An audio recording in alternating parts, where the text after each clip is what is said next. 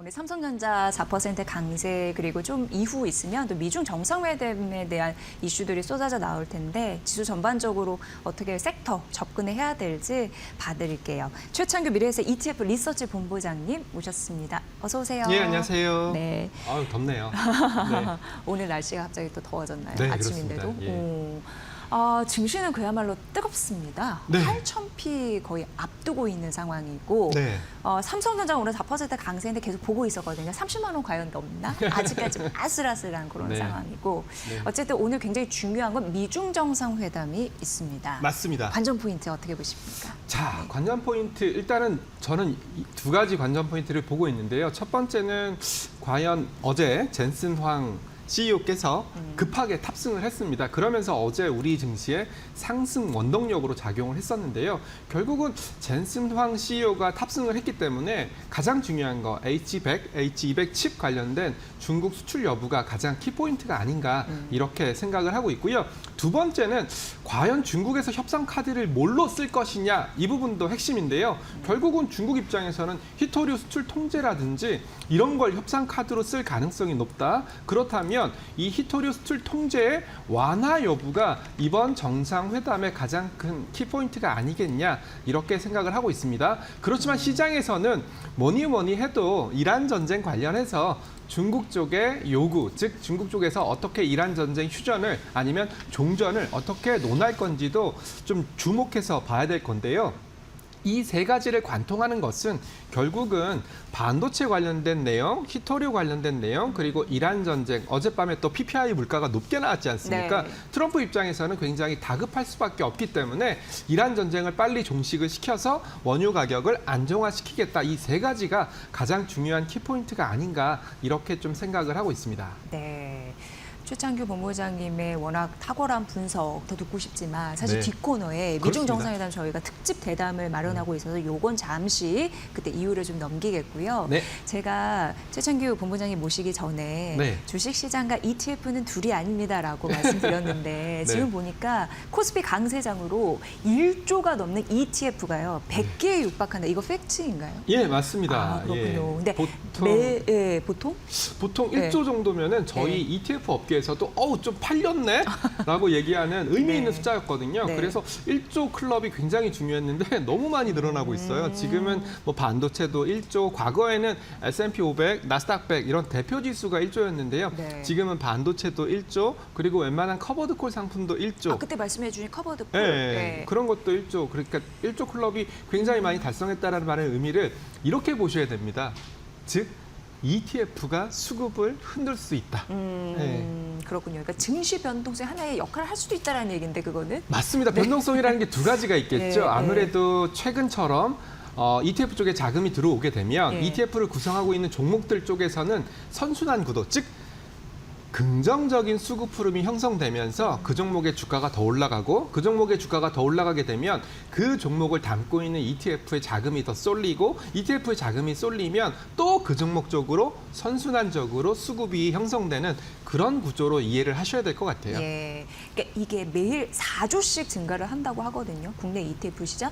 그러니까 영향력이 굉장히 커졌고 오히려 이게 증시의 변동성을 힘들 수 있는 네. 그런 또 막강한 영향을 가져서 저희가 이제 매번 모시고 있는 상황입니다. 네. 그쪽 시장 분이 너무 잘 아시니까. 근데 네. 자금 쏠림이 아까 약간 힌트를 주신 부분도 있지만 네. 반도체 커버도 이쪽에 쏠리고 또 어디에 쏠리는 상황이에요? 일단은 제가 그룹핑을 좀 해드리겠습니다. 네, 네. 크게 보면은 주식이냐 채권이냐 두 가지로 나눌 수가 있는데요. 과거에는 1조 클럽 이상의 사이즈를 달성했던 ETF 중 상당수가 그 채권형이었습니다. 일종의 네. 금리형, 어떻게 본다면 현금 유동성 자금 관리형 이런 ETF에 집중됐었는데요.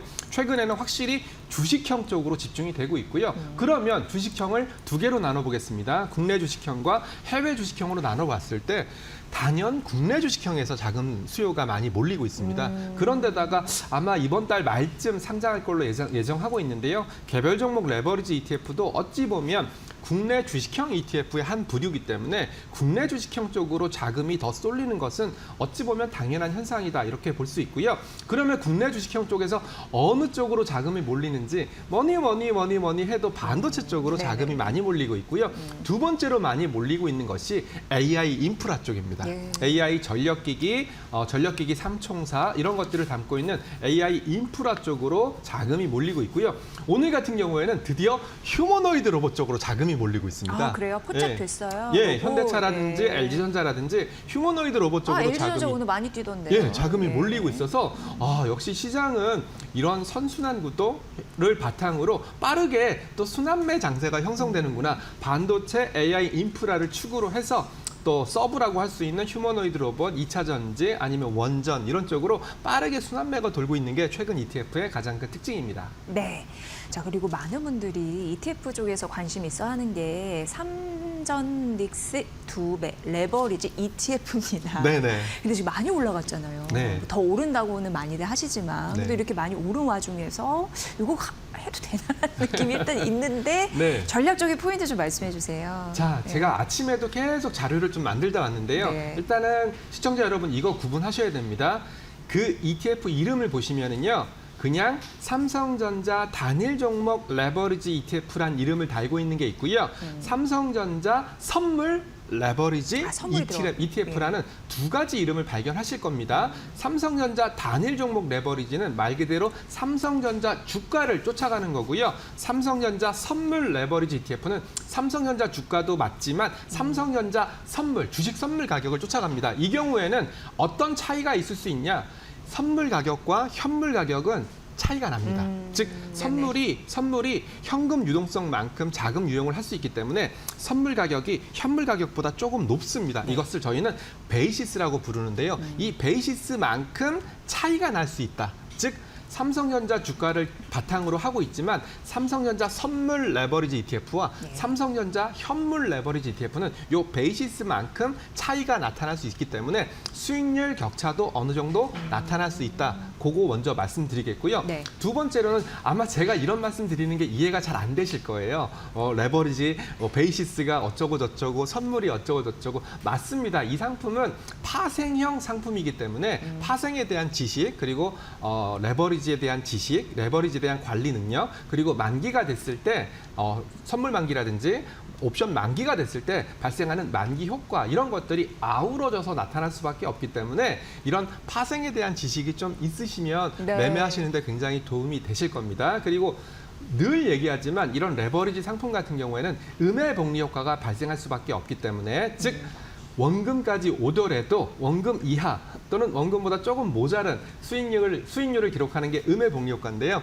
음의 복리 효과를 나타낼 수밖에 없기 때문에 좀 단기적으로 또는 전술적으로 좀 활용해라라는 말씀까지 당부적으로 드리고 있고요. 네. 그렇지만 워낙 삼성전자의 실적 그리고 펀더멘탈, HBM 가격, D램 가격 이런 것들이 너무나 좋기 때문에 아마 시청자 여러분들께서는 의심하지 않으실 거예요. 그럴 때는 같은 단일 종목 레버리지 ETF라도 운용 보수가 싼 거, 운용 보수가 싼 거를 선택하시는 게 좀 네. 길게 끌고 갔을 때, 그렇군요. 길게 끌고 갔을 때 유리하지 않을까 그런 말씀까지 드리겠습니다. 네. 그럼 투자 팁까지 주셔서 감사하고요. 네.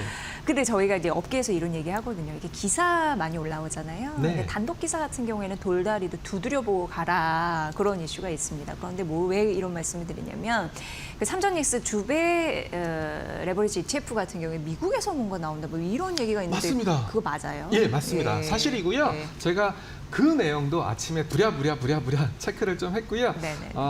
정확하게는 삼성전자는 아닙니다. 그건 삼성전자는 뭐예요? 아니고요. 하이닉스입니다. 반은 맞고 반은 틀렸군요. 네네네. 왜 그러냐면 하이닉스로.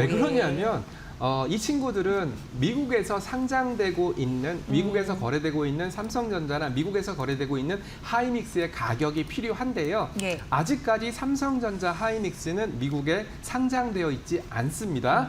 그렇기 때문에 SK 하이닉스가 지금 미국에서 ADR을 상장하려고 하고 있고요.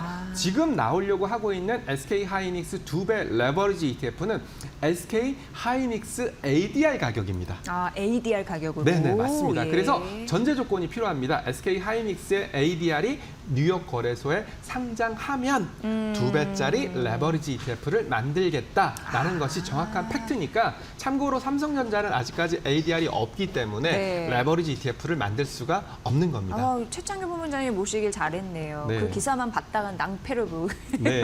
어쨌든 그렇죠. SK 하이닉스 ADR 상장 그 이슈가 있기 때문에 네. 하게 되면 SK 하이닉스의 ADR 가격으로 보는 맞습니다. ETF가 나올 수밖에 없겠구나. 네. 상식인데 그걸 좀 놓쳤네요. 네, 근데 제가 체크해 보니까 굉장히 많은 운용사들이 준비를 하고 있더라고요. 이걸요? 예,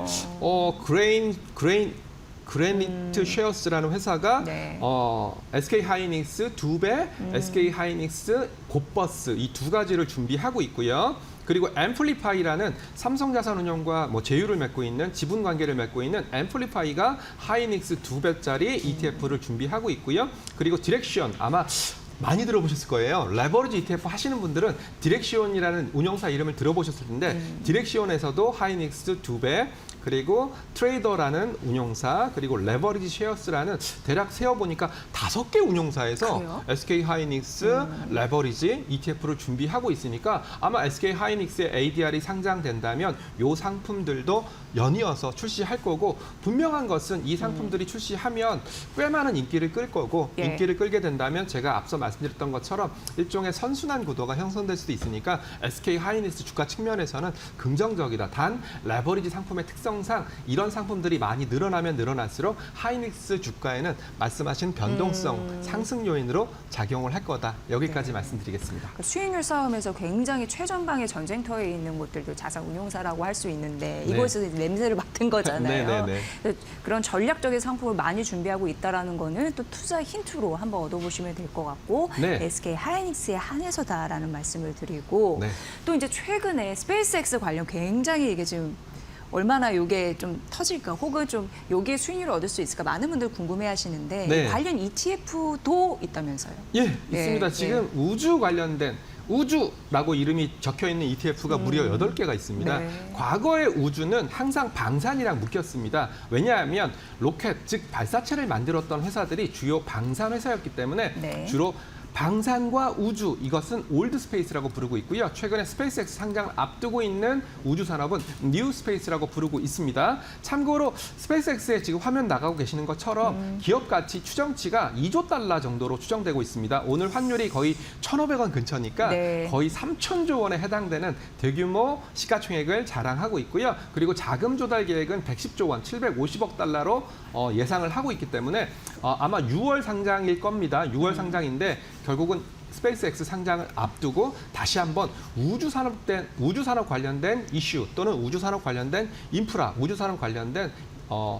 또 테마들이 뜨지 네. 않을까 생각하고 있고요. 최근에 그나마 우주 테크 관련된 ETF들의 주가 수익률이 안 좋았었거든요. 예. 네, 근데 로켓랩 실적이 굉장히 크게 로켓랩 최근 예. 많이 화제됐잖아요. 네, 실적이 굉장히 크게 증가하면서 다시 한번 우주테크 테마가 뜨고 있고요. 아마 6월 달 스페이스X 상장을 앞두고는 다시 한번 움직일 가능성이 높으니까 그런 거 체크하시면 되고요. 참고로 하나만 더 말씀드리면 우주테크 ETF마다 스페이스X 신규 편입과 관련된 메솔로지, 방법론이 있습니다. 네. 참고로 저희 회사 같은 경우에는 상장 후 2영업일 후에 편입한다. 그리고 나스닥 100 같은 경우에는 스페이스X 상장하고 15영업일 후에 편입한다. 이런 메솔로지 방법론이 각 ETF마다 조금씩 다르니까 그것도 꼼꼼하게 체크하시면서 내가 투자한 우주 ETF가 언제 스페이스X를 편입하는지도 같이 보셔야 될 것 같습니다. 네, 알아야 수익률을 높일 수가 있는 것 같습니다. 네. 네, 여기서 잠깐이고요. 지금 현재 10시 44분 지나고 있는데 이 코스피가 7,969선 가리키고 있고요. 이 삼성전자가 4.8% 시가 대비 상승을 높이는 양봉의 흐름을 하면서 29만 7,500원 선, 30만 선을 코앞에 두고 있는 그런 상황입니다. 지금 수익률 상위 1% 투자분들 어떻게 투자를 하고 있을지 궁금하실 텐데 잠시 한혜정 캐스터 연결해서 들어보도록 하겠습니다. 상위 1% 초고수의 픽 시간입니다. 지금 고수들은 어떤 종목에 관심을 가지고 있을까요? 오늘 오전장 기준 고수들의 매수 상위 종목 살펴보겠습니다. 1위부터 5위까지입니다. 지금 삼성전자와 SK하이닉스, 반도체 투톱 함께 들어와 있는데요. 지금 함께 이 수급이랑 좀 주가가 엇갈리고 있습니다. 삼성전자가 지금 넘게 지금 상승하고 있는데 4% 넘게 급등하면서 30만 원 선 목전에 두고 있습니다. 지금 시티그룹에서 목표 주가 46만 원 선까지 나와줬기 때문에 여기에 기대감에 반영되고 있는 상황이고요. SK하이닉스는 프리마켓에서 200만 원을 돌파했습니다. 그럼에도 불구하고 지금 고점에서 등락을 좀 거듭하면서 쉬어가고 있는 상황인데요. 최근에 SK하이닉스 계속해서 급등하면서 들어갈 기회를 좀처럼 주지 않았죠. 고수들 지금 매수기에 포착하고 들어가고 있는 상황입니다. 이 밖에 로보스타 자리하고 있습니다. 로보스타의 지분의 30% 이상을 LG전자가 보유하고 있다라는 점이 부각되면서 최근에 급등했던 LG전자의 대안책으로 로보스타 선택받고 있고요. 알맥은 최근에 두 자릿수 급락을 보였었죠. 그런데 어제 하나증권에서 지금 급락은 매수의 기회다라는 리포트를 발간했습니다. 그러면서 수급 붙고 있는 상황입니다. 삼성중공업도 자리하고 있습니다. 최근에 계속해서 하방 압력 받고 있는 상황인데 마스크 프로젝트에 대한 기대감은 여전하죠. 그리고 증권가에서 목표 주가 43,000원으로 상향 조정돼서 나온 상황이 있기 때문에 이 기대감에 수급 붙고 있는 모습입니다. 전반적으로 매수 상위 종목 1위부터 5위까지 함께 살펴봤고요. 이어서 매도 종목도 함께 열어보겠습니다. 오늘 오전장 기준 고수들의 매도 상위 종목 1위부터 5위까지입니다. 지금 1순위 삼성전자 우선주 들어와 있는데 오늘 장중에 신고가를 경신했습니다. 기분 좋은 차익 실현 물량 나와주고 있고요. 현대모비스도 요새 계속해서 상승을 했죠. 보스턴 다이나믹스 액추에이터를 담당한다는 소식에 현대차와 함께 동반 강세를 보였는데 매도 물량 나와주고 있습니다. OCI 홀딩스도 차익 실현 물량 나와주고 있고요. 두산 에너빌리티와 이수페타시스 계속해서 주가 조정받고 있는 상황인데 고수들도 두려움에 함께 내던지고 있는 상황입니다. 전반적으로 매수 상위 종목, 매도 상위 종목 5가지씩 살펴봤는데요. 오늘 반도체 투톱을 위주로 수급이 몰리고 있는 상황입니다. 장 후반까지 주가 계속해서 챙겨보시기 바랍니다. 지금까지 상위 1% 초고수의 픽 전해드렸습니다. 이 방송 보시는 시청자 여러분도 상위 1% 고수가 되셔야 되는데 그 전략을 저희가 마켓나우 2부에서 매번 좀 드려보도록 하겠습니다. 최선을 다해봐야 될 것 같습니다. 최근 흐름 보면은 반도체가 주력이거든요. 그리고 로봇도 붙고 뭐 조선도 붙고 그러한 흐름인 것 같습니다. 자, 그렇다면 이번 네. 달도 이제 딱 중순 넘어가잖아요. 그렇죠. 이제 세월이 너무 상반기도 참 바쁘게 흘러가는 것 같습니다. 어떻게 이제 투자 전략을 세야 될지 본부장님의 인사이트 좀 들어볼게요. 예. 자, 저는 다음 주가 상당히 기대가 됩니다. 왜 기대가 되냐면 두려움 반, 설레임 반이거든요. 다음 주에 이러면 안 되겠지만 삼성전자의 노조 파업이 다음 주에 예고되고 있고요. 그리고 5월 20일 날 엔비디아 실적이 또 예고되고 있습니다. 5월 20일 얼마 안 남았네요. 네, 엔비디아 실적 5월 20일 그리고 삼성전자 노조 파업 만약에 진행이 된다면 5월 21일부터 6월 7일까지. 그런데다가 앞서 우리가 잠깐 설명드렸던 개별 종목 레버리지 ETF 글쎄요 정확한 날짜는 나오지 않았지만 5월 한 27일, 8일 요 정도 선에서 상장되지 않을까. 어떻게 본다면 굉장히 다양한 이슈들이 있을 수 있습니다. 엔비디아의 실적 발표에서 엔비디아의 매출 총이익률이 다시 한번 뭐 7자를 보여줄지 아니면 8자까지 올라갈지 그런 부분들이 우리나라의 메모리 반도체 기업들한테는 영향을 줄 수밖에 없고요. 그리고 지금 아침 기준으로 12개월 포워드 PER이 삼성전자는 6.27배, 그리고 SK하이닉스는 6.33배, 마이크론이 8배 정도 되거든요. 이런 거랑 비교했을 때는 상당히 펀더멘탈적으로 싸기 때문에 엔비디아의 실적이 굉장히 긍정적으로 나온다면 다시 한번 반도체 기업들, 특히 삼성전자와 하이닉스는 주가 상승을 나타내지 않을까라는 기대감도 살짝 있습니다. 그런데다가 삼성전자의 파업 이슈가 어떻게 또 시장에 작용할지 그리고 레버리지 ETF가 어떻게 수급적인 영향을 미칠지 이런 부분들도 저도 시장 전문가지만 확실하게 답변을 드릴 수 없는 내용들이니까 5월 마지막까지 긴장을 늦추셔서는 안 될 것 같다라는 생각을 하고 있고요. 반도체까지는 여기까지 말씀을 드리겠고요. 그러면 반도체 이외에 어떤 업종들을 봐야 되냐? 역시 저희 쪽에서는 AI를 필두로 한 휴머노이드 로봇 이슈가 계속 끊이지 않고 이어갈 거다라고 판단을 하고 있습니다. 역시 대세는 로봇이군요. 결국은 AI의 끝판왕 그러면 피지컬 AI고요. 네. 피지컬 AI는 결국 휴머노이드 휴머노이드 로봇으로 점철될 수밖에 없기 때문에 최근에 현대차나 LG전자의 주가 흐름이 심상치 않다. 휴머노이드 로봇발 펀더멘탈 개선 이런 것들이 나타나지 않을까라는 생각을 하고 있어서 반도체가 축인 건 맞습니다. 5월이 됐건 6월이 됐건 반도체가 축인 건 맞고 휴머노이드 로봇을 서브 위성으로 가져가는 전략이 어떨까라는 말씀 드리겠고요. 또 한 가지 오늘 조선주가 좀 안 좋습니다. 네. 그나마 조선주가 그래도 어떻게 본다면 전쟁 이후에 가장 많이 빠졌다가 주가가 회복하는 모습을 보였는데 미중 정상회담에서 뭐 트럼프가 또 우리 가스를 사가라 뭐 이런 얘기들이 또 나오면서 조선주에 부정적인 영향을 미치고 있는데요. 어찌 됐건 LNG 모멘텀이 됐던 아니면 원전 모멘텀이 됐던 가스 발전소 모멘텀이 됐던 조선주는 다시 한번 힘을 받지 않을까라는 생각에서 휴머노이드 로봇과 조선주를 서브 전략으로 한번 가져가면 어떨까라는 말씀까지 드리고 있습니다. 네, 지수 전반적인 흐름, 섹터별 흐름까지 잘 전해주셨습니다. 최창규 미래에셋 ETF 리서치 본부장님이셨고요. 다음 인사이트도 기대하겠습니다. 네, 알겠습니다. 오늘 전략 잘 들었습니다. 다음번에는 아마 개별 종목 레버리지 ETF 관련된 얘기를 그럴까요? 좀 더 길게 드리지 않을까 예. 이런 말씀 먼저 드리겠습니다. 초집중해서 들어보도록 하겠습니다. 네, 알겠습니다. 오늘 나와주셔서 고맙습니다. 네.